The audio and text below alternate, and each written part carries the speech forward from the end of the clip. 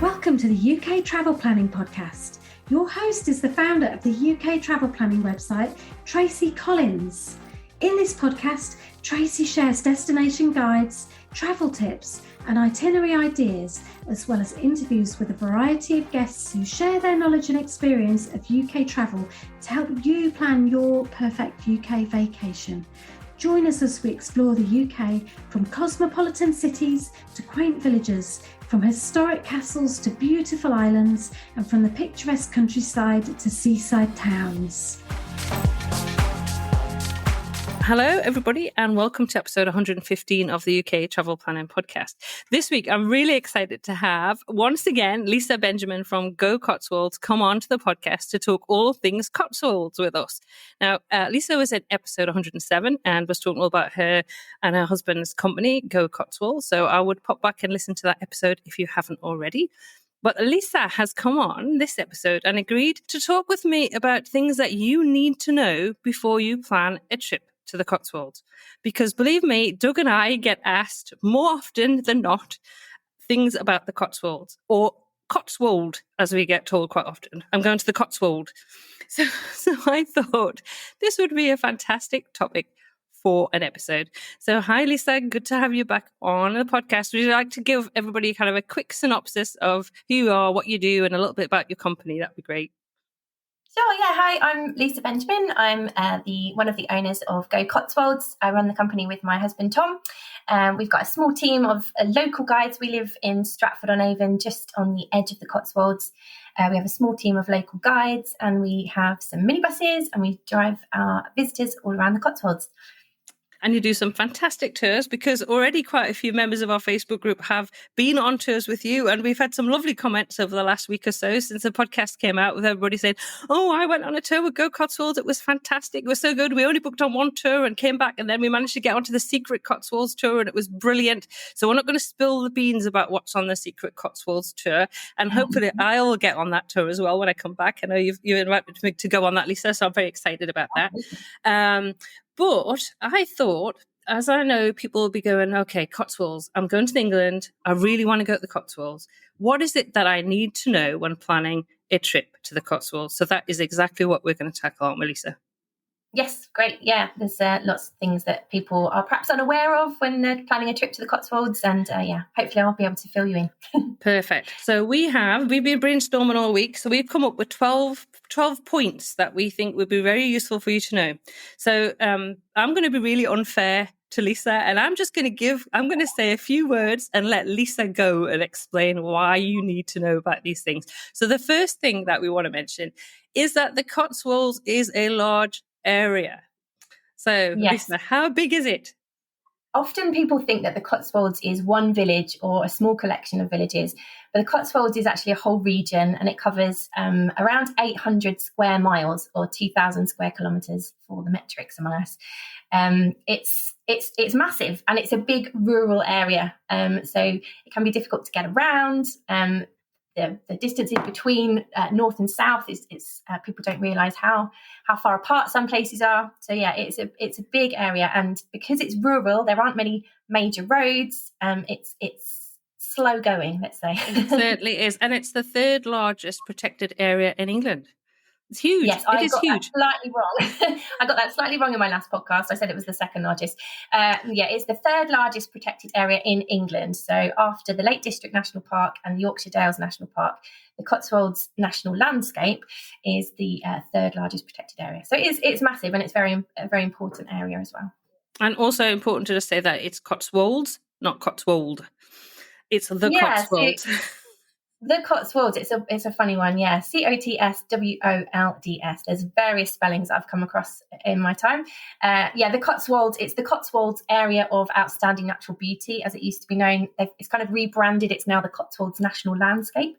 It's the Cotswolds. And the Cotswolds comprises numerous Cotswold villages. Absolutely. And it's also spread over quite a few counties as well. I will just mention that as well, because we'll talk about the Gloucestershire Cotswolds or the Oxfordshire Cotswolds or whatever. So that's another way to think that this actually is spread over quite a few of English counties. So it's not just one county. It's not just one small area. It spans five or six different counties. So it's a big old place. Brilliant. Okay, so that's the first thing. Second point, and I think this one comes up quite a lot as well, is driving. Yeah. Driving in the Cotswolds is fun. It is fun. I love it. I love driving around the Cotswolds in a great big minibus, but it's not everyone's cup of tea. Especially for our visitors who might not be used to driving on the left side of the road or on sort of narrow country lanes. I know driving in America, driving in Australia is very, very different. Here in the UK, or here in the Cotswolds, we have lots and lots of very narrow single track lanes with high hedgerows. You can't see around the corners. And more often than not, there's a massive tractor about to come around the corner on these single track lanes. And that can freak a lot of people out. If you hire a car or you're not used to driving in that sort of environment, it can be quite scary. So you bear that in mind. Absolutely. It's really funny because I actually put a reel on my Instagram not long ago, which is just literally of a recording of us driving through a Cotswolds lane. And it was such a popular reel, and loads of people have looked at it and went, whoa, wow. And I didn't actually show, I don't know where we were. We came through one village and we literally had to back up. We backed up about 200 meters because there was nowhere for this other car to pass. So one of us had to move back. So we had to do that. So that is something that I think surprises people if they're not used to it. And I know if you're used to driving in the States or used to driving in Australia, and obviously, which we do because we live in Australia quite a lot, it's so different. You cannot really explain it until you get onto those roads and you start driving and go, oh, okay. And also animals, you can get the odd kind of, sheep in the middle of the road occasionally. Yeah, if you're driving around Minton-Hampton, you might come across a herd of cows wandering down the middle of the road. Literally yesterday, I was out in the minibus and I had to back up down a little narrow country lane because there was an enormous tractor with a great big plough on the back of it coming at me with like a 16-year-old boy driving it. It's quite funny. We're quite used to doing that, but obviously other people might not be. So horses as well. There's lots and lots of horse riders around the Cotswolds. You've got to be super careful. Hikers, people out for run, people out for walks. And because of these high hedgerows that we have, it makes very, very beautiful, but it's difficult to see. So it can be tricky. Yeah, you don't get anywhere fast, do you? No, and although nominally the roads have a 60-mile-an-hour speed limit, there's no way really you can do that sort of speed. So not safely anyway. No, and that's actually something interesting because quite often we'll get people saying, "Oh, I'm going to go from Stow in the Wold and I'm going to go down to Bath." And on Google it says it's going to take me X amount of time. I'm like, you know what, double it, because that's what Google Maps might say. I don't think that's necessarily how quickly you'll do it. No, Google Maps bases the sort of the travel time based on the speed limit of the road. So it's assuming that you can travel an average of 50, 60 mile an hour, but absolutely not. No, definitely. And also you want to stop off along the way as well. But just one thing I will put in there as well, if you are going to hire a car to get around the Cotswolds, which is a good way to get away. I'm not going to hide that if you are into doing a road trip then and up for driving in the Cotswolds, honestly, it is a beautiful area to drive around. Yeah. But if you're going to book accommodation, make sure that you do get parking included with that as well, so you know where you're going to park, because you don't want to be in one of these popular villages and you find that you have nowhere to park your car at night.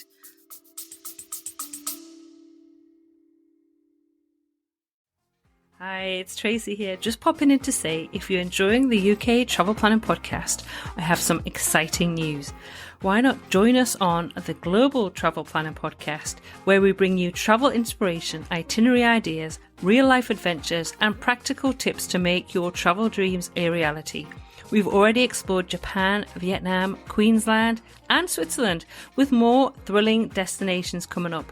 So tune in on your favourite podcast app and embark on a global adventure with us.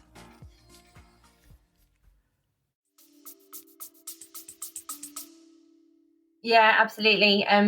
The villages themselves, as well as the roads, are very small in many cases. So your accommodation may not have a driveway, it may not have a car park. So that's something to be aware of. So you might need to get very good at doing your parallel parking on the side of the road. Parking in general can be tricky in the Cotswolds. Popular villages do tend to have larger car parks because they're catered a bit more for tourists. But in many of the smaller villages, there's nowhere specific to park. You might just have to kind of dump your car on the side of the road, but then you have to be mindful of where you're parking. Are you blocking someone's driveway? Are you, in the way of someone else's entrance and exit? Yeah, people not being able to get past. I know I was in Bibury in January, so I went to stay in the Cotswolds with one of my very closest friends. Actually, we decided we'd have a girly weekend away to the Cotswolds, and I love Bibury, so I was like, let's go to Bibury weekend. Probably not the best idea anyway, but this was January, end of January. We could not get parked. We had to drive. We drove through, and then we drove back again, and then we drove back again, and then Kim went, Tracy, I know it's really beautiful, but we can't get parked. So unfortunately, we missed out on January. And that's, as I say, January, that's not even into peak season. And it was that's true. Bibury, poor little Bibury, does have a few problems with parking and stuff at the moment. Bibury has 2 coach parking bays, and because it's such a popular place, lots of coaches come there, and the coaches all line up along the road. People can't get in the car park, so they all line up on the road. A couple of years ago, I think it was just after COVID, when everyone was escaping and getting outside for the first time, there were actual fist fights between locals and tourists, because visitors were parking on people's driveways and blocking their exits and entrances, and it caused a real issue. And on a popular sunny summer Sunday or some sunny weekend, parking is tricky in Bibury particularly. Yeah, definitely. Well, as I say, that was end of January, we couldn't get parked. So I do feel sorry for the people who live in Bibury, and maybe we should tell people not to go to Bibury. Well, no, I'm not going to say that because I do love Bibury, but just keep that in mind. So let's talk about public transport, because that's another popular question we get. Well, okay, I don't want to drive. Fair enough. Can I get public transport around the Cotswolds? So can I? You can. You've got to become a master of understanding bus timetables and train timetables. There is public transport in the Cotswolds, but it is fairly limited. If you have come from London or you're used to city public transport, things are very, very different out here in the Cotswolds. In London, you've got buses that go 24/7, tubes, trains go everywhere. Most cities have trams and or bus systems. In the Cotswolds, there are a handful of buses that go anywhere useful. I always recommend people to stay. If people ask me, where should I stay in the Cotswolds? Moreton-in-Marsh is a really great place to stay because it is one of the best towns for public transport. And when I say best, I mean on Cotswolds standards. I mean, it has a train station. Yeah, well, exactly. Yeah, Moreton-in-Marsh is one of the very few Cotswold towns with a train station. There are only 5 or 6 train stations in the entire 800 square miles of the Cotswolds. And Moreton-in-Marsh has a link to London and Oxford, which is handy. It also has a couple of buses. There's one, the 801 bus is quite useful. That can take you from Moreton-in-Marsh to places like Chipping Norton and where else does it go? It goes to Stow-on-the-Wold and Bourton-on-the-Water, nice places that people want to visit. It also has a bus that goes to Stratford-upon-Avon and Chipping Campden, so people can visit those places as well. If you want to stay anywhere else in the Cotswolds, then you're going to struggle, to be perfectly honest. Other than perhaps the larger cities like Cirencester, or I say larger cities, they're still very small towns, but the larger towns like Cirencester or Cheltenham, the villages have very, very little public transport.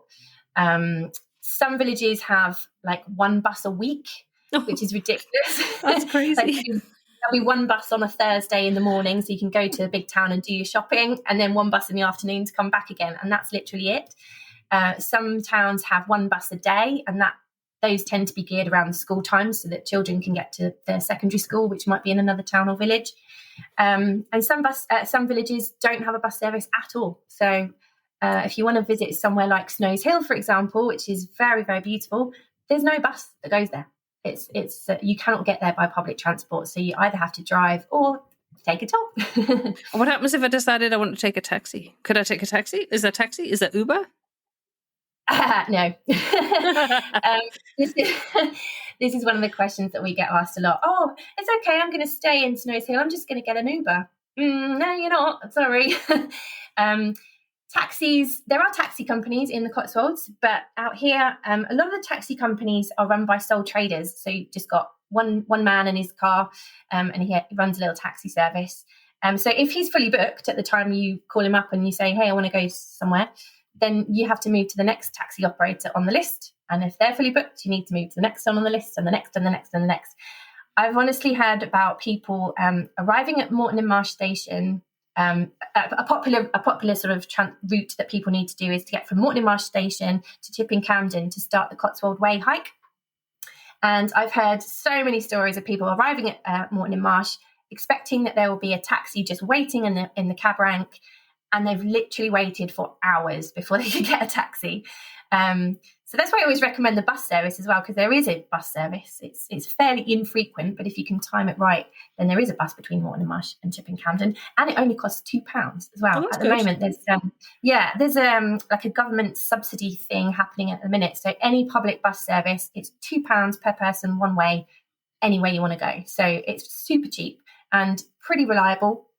So I always recommend that as an option. By contrast, a taxi from Moreton-in-Marsh to Chipping Campden, which is a journey of 15 minutes, costs about £35. So it's very expensive. That is expensive. Wow. Pretty expensive. So if you're going to stay somewhere that has very limited public transport and you don't have a car, then you're going to be spending a lot of money on taxis and probably getting quite frustrated with the lack of availability of taxis as well. Yeah, and also just not being able to get around to see the best of the Cotswolds either. If you're going to have to wait around for a bus for a week, you're not going to get very far. Or even one a day or three a day, you're going to have to think very clearly about logistically how you're going to get around, and you probably won't necessarily get around to see all of the places that you might want to get to see. Now, I know you've just mentioned Stowe, mentioned Chipping, Moreton-in-Marsh, Bibury, Bourton-on-the-Water. So let's talk about, because I know whenever I talk about the Cotswolds, the first places that people will usually mention to me are going to be Stowe-on-the-Wold, Bibury, the Slaughters, Bourton-on-the-Water, Broadway. And I love all those places, I'm going to admit it. So what area of the Cotswolds are those? Because they're in one particular area. Those aren't spread all over. So I think that's a thing. I think it's worth probably talking about that there is more to the Cotswolds for a start off than Bourton-on-the-Water, because that's the first one that comes to mind. But also the fact that these villages are spread out, but you can, if you think really carefully or go through a tour company like yourself, actually see some of those popular villages in a kind of logistically kind of way that makes sense, if that makes sense, what I've just said. Yeah, I think it does, yeah. Yeah, so broadly speaking, the Cotswolds is divided into the north and the south. And the North Cotswolds, that's where we tend to base our tours. The villages in the North Cotswolds, many of them are considered to be those very, very pretty villages, the ones that people have seen in photographs and they want to come and visit. So places you mentioned, Broadway, Bibury, Bibury is kind of the furthest south of the north, if you see what I mean. Yeah. Bourton-on-the-Water, Stowe-on-the-Wold, those villages, those towns are all in the North Cotswolds. And the distances between those villages are actually very, very short. They're only about 5-10 minutes between villages. The South Cotswolds is kind of a little bit geographically different. It's much sparser, much more open, lots of common land and agricultural land, and far fewer villages. They're much more spread out. The other very popular village that everyone wants to visit is Castle Combe. And Castle Combe is right down in the very south of the Cotswolds. So if you're planning a trip, if you've got limited time and you want to see as much of the Cotswolds as you possibly can, we always recommend ditch Castle Combe. I know it's beautiful. I know you've seen pictures of influencers twirling on that bridge over the river, but it's a long, long way away from everywhere else in the Cotswolds. We often get asked about it on our tours, and we say, well, we would have to drive. It's basically an hour drive from all the other villages in the North Cotswolds to Castle Combe, and then an hour drive back. And there's not much in between. There's not really anywhere to stop on the way other than views of countryside, which, you know, after an hour there and back, you're going to get a bit samey. So we always recommend, if you've only got one day in the Cotswolds or a very limited amount of time, stick to one area and don't try and dart all across the Cotswolds and do lots of different places that are far, far apart from each other. It's just a bit of a waste of time, and you'll have a much better experience by seeing a lot more places that are closer together.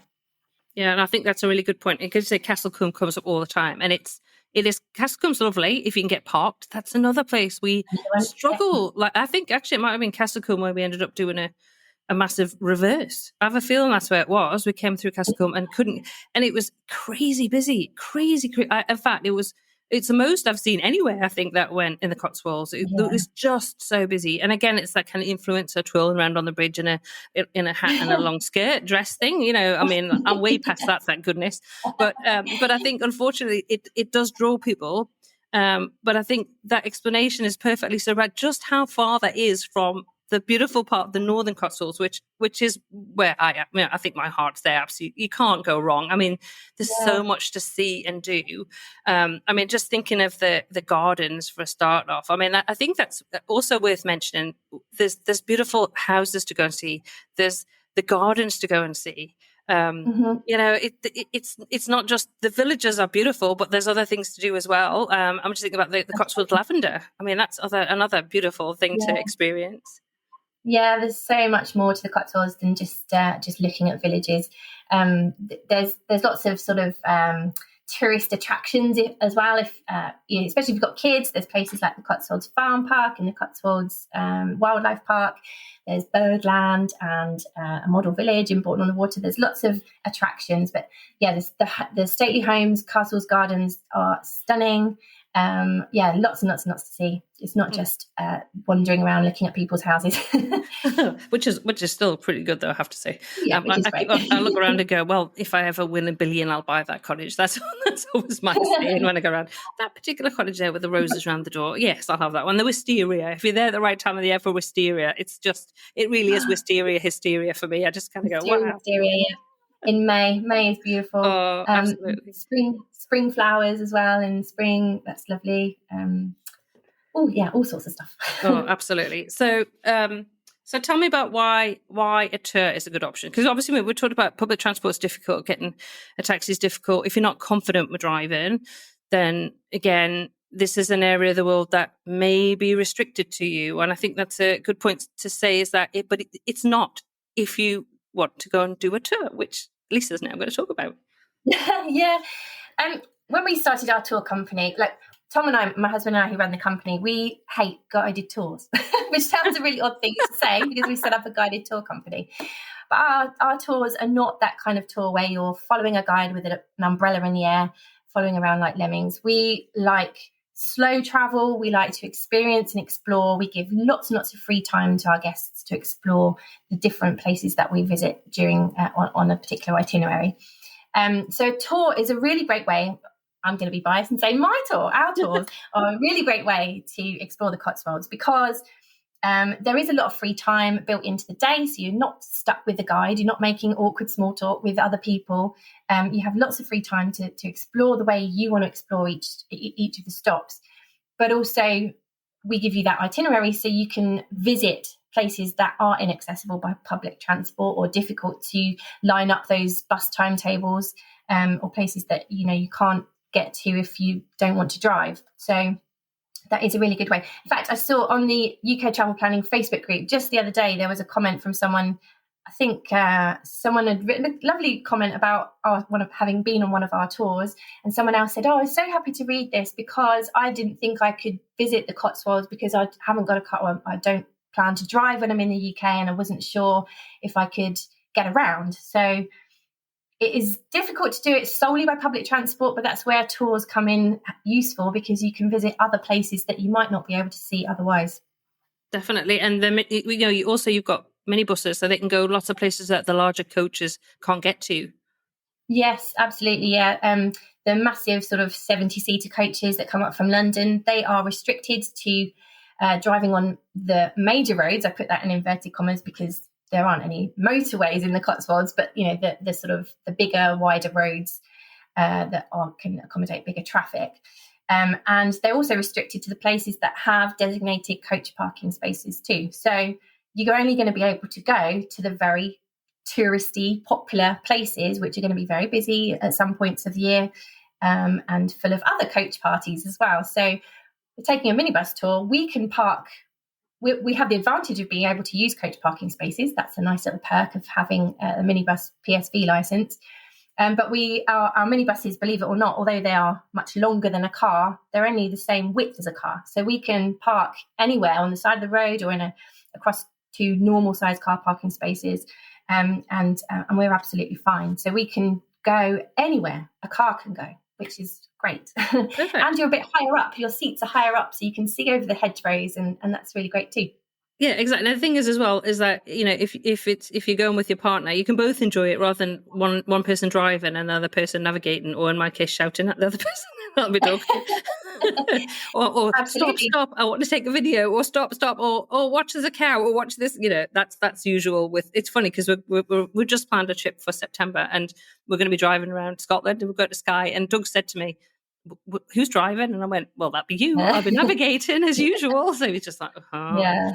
You have to have that awkward conversation about who's driving. And if nobody has to drive, you can also stop in the pub and have a nice drink at lunchtime. That's absolutely fine. Exactly. So I'm just thinking, just in case, if you're listening into this and thinking, "Oh, I'm not sure what tours do Go Cotswolds offer?" So I'm going to ask Lisa to do a quick synopsis of the tours that you have. Sure, yeah. So we have our Cotswolds in a day tour, which I say very tongue-in-cheek because you can't see all the Cotswolds in a day. I've just told you it's 800 square miles. But we focus our tours on the beautiful northern Cotswolds part and showcase 6 different stops, which we think kind of encompasses the Cotswolds in a day. So that's our kind of best-selling tour.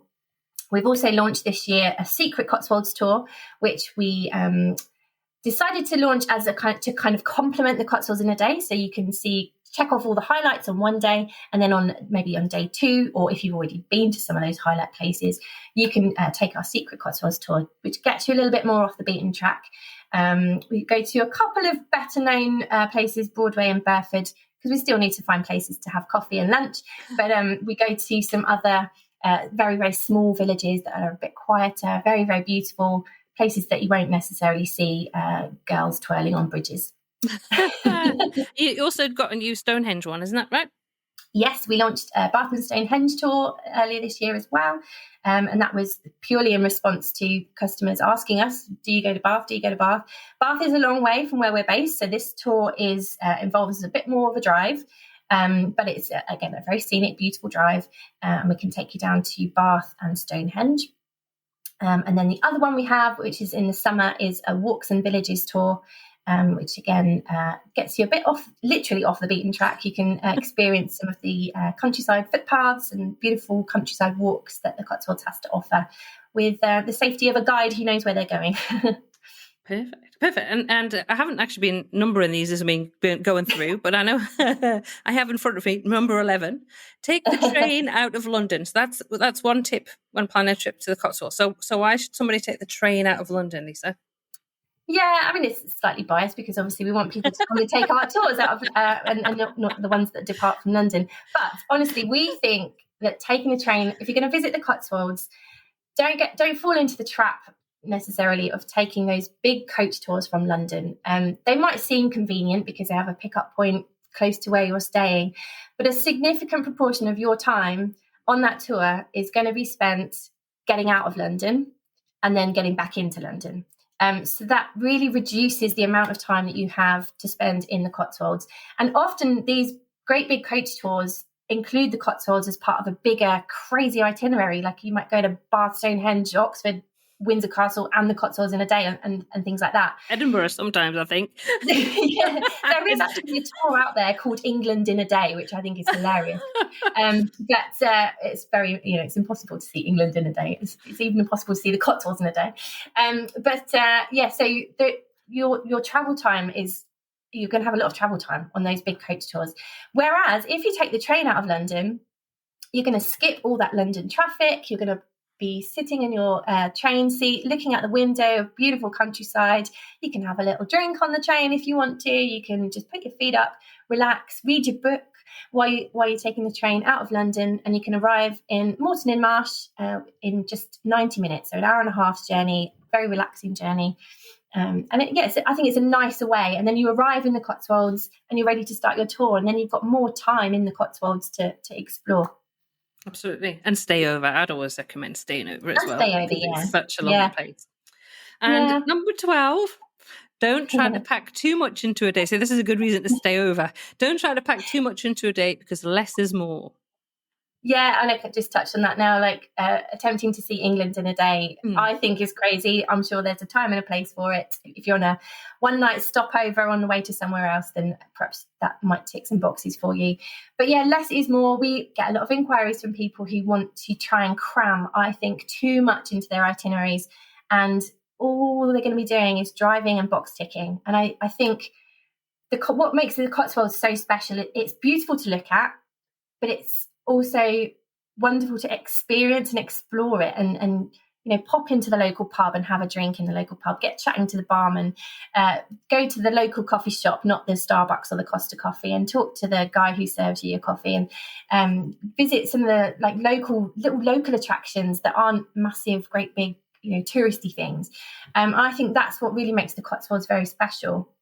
So if you're whizzing in and whizzing out on a big coach tour, or just spending just one day here, you're not really going to get that sense of community and the sense of the friendliness, and you're not going to meet people, and I think that's a real shame. So staying over is definitely a top tip. I would definitely spend time here in the Cotswolds.